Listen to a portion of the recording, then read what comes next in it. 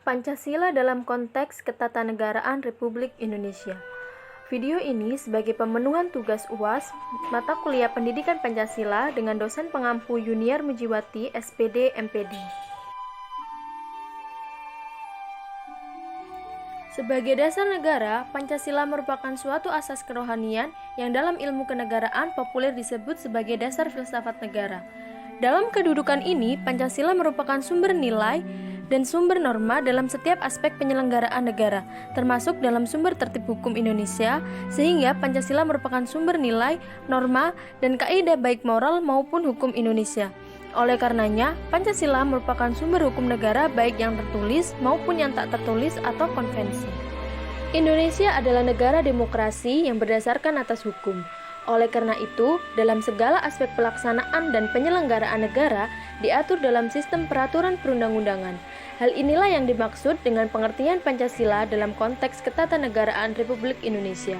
Hal ini tidak lepas dari eksistensi pembukaan Undang-Undang Dasar 1945 yang dalam konteks ketatanegaraan Indonesia memiliki kedudukan yang sangat penting karena merupakan suatu status fundamental norm dan berada pada hierarki tertib hukum tertinggi di Indonesia.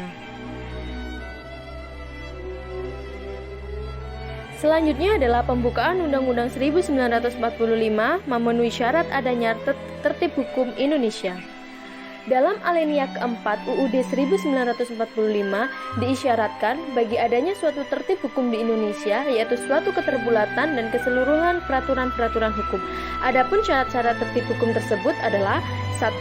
Adanya kesatuan subjek atau penguasa yang mengadakan peraturan-peraturan hukum. Hal ini terpenuhi dengan adanya suatu pemerintahan Republik Indonesia. 2. Adanya kesatuan asas kerohanian yang menjadi dasar keseluruhan peraturan hukum.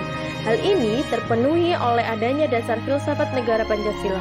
Ketiga, adanya kesatuan daerah di mana keseluruhan peraturan hukum ini berlaku dengan terpenuhi oleh penyebutan seluruh tumpah darah Indonesia.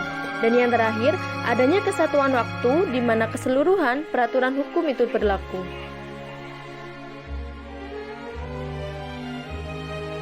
Pada kesempatan ini, ada 4 materi yang akan dibahas, yaitu 1. Sistem ketatanegaraan RI berdasarkan Pancasila dan UUD. 2. Hubungan UUD dengan batang tubuh UUD. 3. Hubungan UUD dengan Pancasila.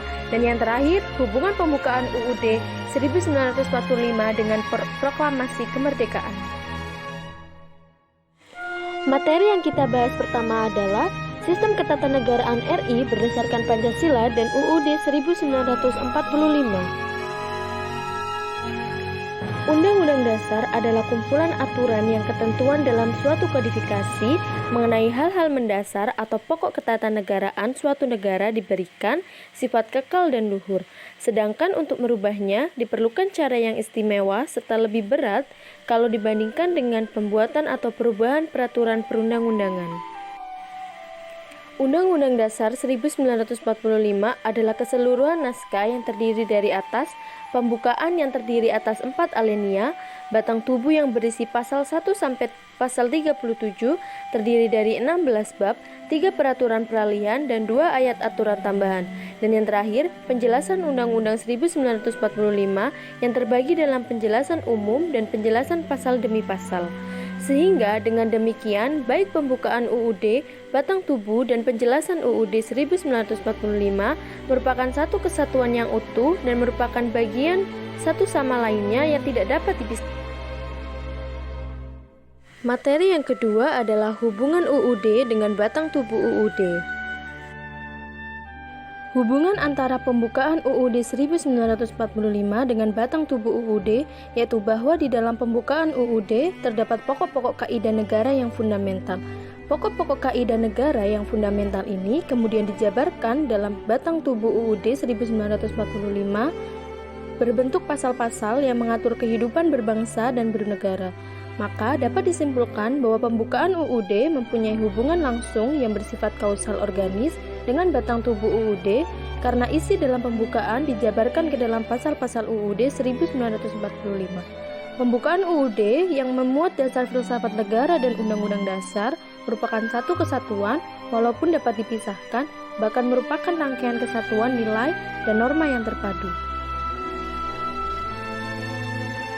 Batang tubuh atau Body of Constitution, Undang-Undang Dasar 1945 terdiri dari rangkaian pasal-pasal yang merupakan uraian terinci atau perwujudan dari pokok-pokok pikiran yang termuat dalam pembukaan Undang-Undang Dasar 1945.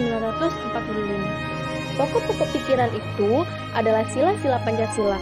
Jika dikatakan bahwa pembukaan mempunyai hubungan langsung dengan batang tubuh, ini disebabkan pembukaan yang mengandung pokok-pokok pikiran merupakan sumber yang menjiwai pasal-pasal dari batang tubuh. Hal ini berarti pula bahwa pokok-pokok pikiran yang terkandung dalam pembukaan diwujudkan dalam batang tubuh, yakni pasal-pasalnya.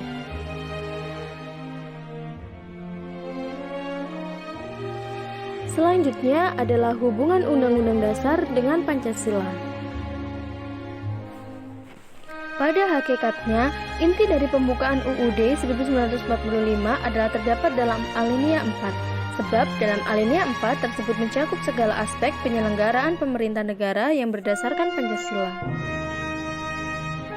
Sesuai dalam pembukaan Undang-Undang Dasar 1945, Pancasila telah ditetapkan sebagai dasar filsafat negara. Dengan demikian, Pancasila dan pembukaan Undang-Undang Dasar 1945 memiliki hubungan timbal balik, yaitu secara formal dan secara material.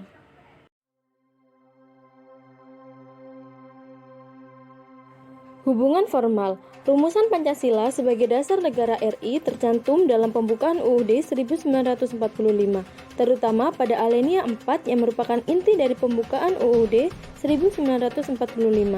Pembukaan UUD merupakan pokok kaidah negara yang fundamental dan punya dua kedudukan, yaitu sebagai dasar tertib hukum Indonesia sekaligus sebagai tertib hukum tertinggi.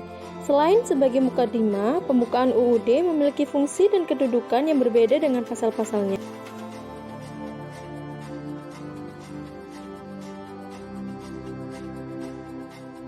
Yang kedua adalah hubungan material. Berdasarkan kronologi sejarahnya, materi Pancasila dirumuskan terlebih dulu sebagai dasar negara dalam rapat BPUPKI. Setelah itu, baru disusul dengan pembukaan UUD 1945. Dengan demikian, pembukaan UUD 1945 adalah tertib hukum tertinggi di Indonesia, sedangkan Pancasila merupakan sumber dari tertib hukum itu sendiri. Pembukaan UUD 1945 adalah pokok kaidah negara yang fundamental dengan Pancasila sebagai intisarinya.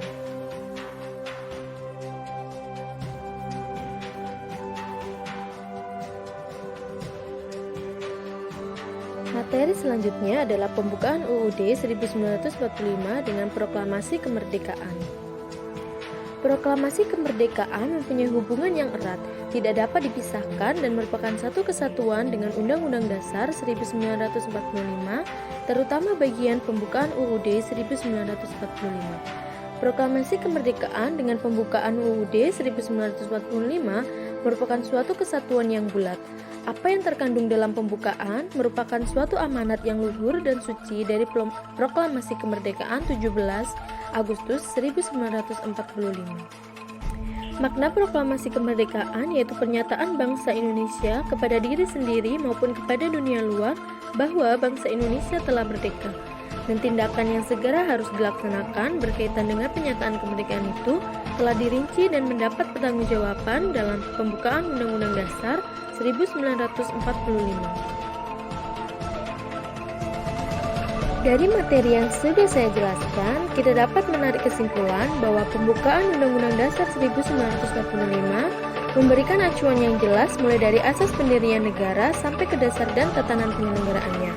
Dalam pelaksanaan memang akan sangat dipengaruhi oleh jiwa dan semangat penyelenggaranya.